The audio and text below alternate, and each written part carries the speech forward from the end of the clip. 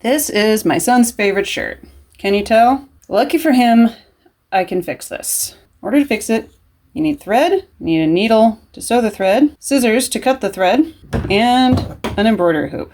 It does not have to be this big, just needs to be big enough to encompass the area that you're going to repair. Now, t-shirt material is very forgiving and very stretchy, which is nice. However, you do need to be sure that you do not overstretch it when you are putting it into the embroidery hoop, because then it'll look, if you stretch it too much, it's going to look really weird when you take the embroidery hoop off of it.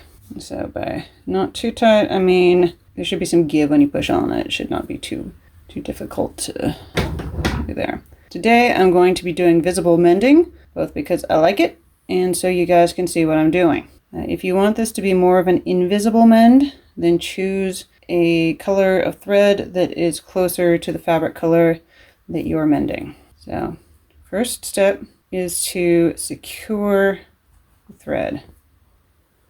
What I will do is I'm going to do 2 small stitches, one after the other, both through or as close to the same hole as I can.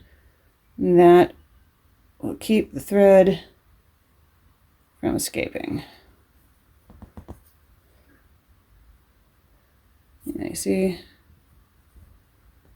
there? All right. Then, this is very simple. Go through the opening, under, and then up. So what I'm basically doing is whipping back and forth across this opening. And that is it. It's basically just under and over, back and forth. Depending on how thick of a thread you use will make a difference in how closely you put your stitches. And really, a lot of it is personal preference. As you do this more, you'll get a feel for what works for you. I put them generally 1 to 2 needle lengths apart. If you want, you can put them closer together. I wouldn't recommend putting them too much farther apart because then you will start having structural issues. Also, make sure that you are not pulling the thread too tight. Notice I'm not yanking hard on the thread here. I'm tugging gently, so it's not distorting the fabric. The fabric should lie flat. It should not be all puckered and weird. If it's starting to pucker or distort, then that means you are pulling way too hard. I like visible mending because it is fun. And because it shows, without a doubt, that a garment was loved enough. Someone took the time to mend it. Too often, something gets a little damaged and we just toss it. Doing my little part for the environment, make things a little bit better. And that is how you fix a shirt. You end, basically, same as you begin. 2 stitches through the same hole. Now at this point, if you want, you can just bury the thread on the other side and cut it off. But I'm gonna be funny, because why not? I am actually going to sew a little line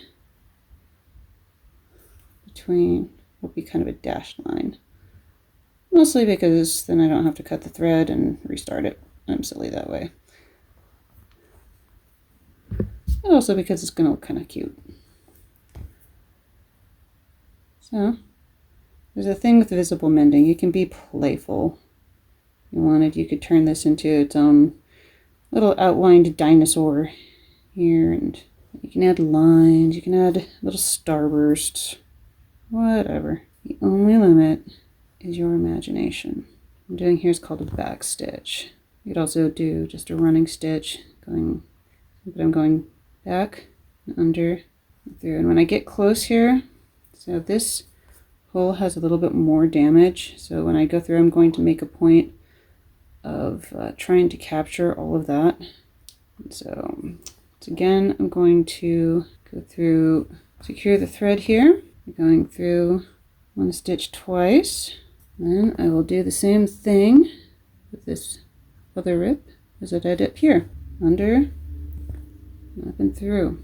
Now, do not be too worried about making it look perfect. If you mess up a little bit, it's all right. Your goal here, your winning condition, is extending the life of the garment, whether it be for weeks or months. If you can extend the life of the garment that you're working on, then you win.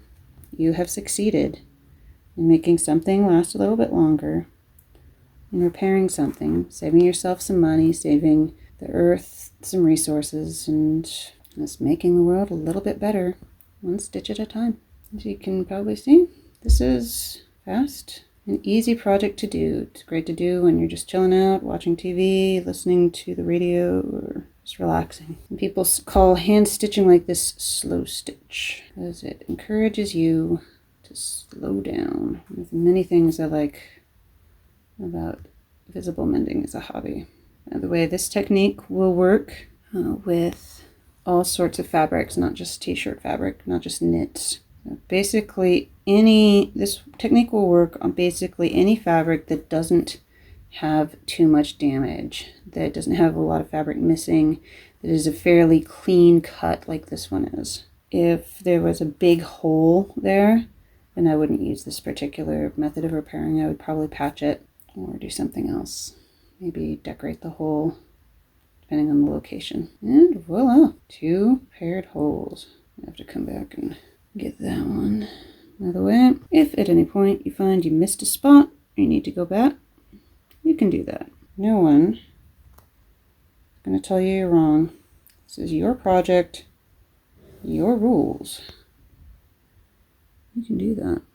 So I said earlier, bury the thread. You can do that just by going through the fabric like I just did. Right here. And then cut it off right there. I'm actually gonna get this little hole here and some other cleanup before I show you what it looks like. And there we go. We're done. I hope you enjoyed this episode of Make, Mend, Grow with Diana. If you enjoy this content, like and subscribe so you can see more videos like it, where I work on cooking and foraging and making things and mending things. Leave a comment below. Let me know what you think. Bye now.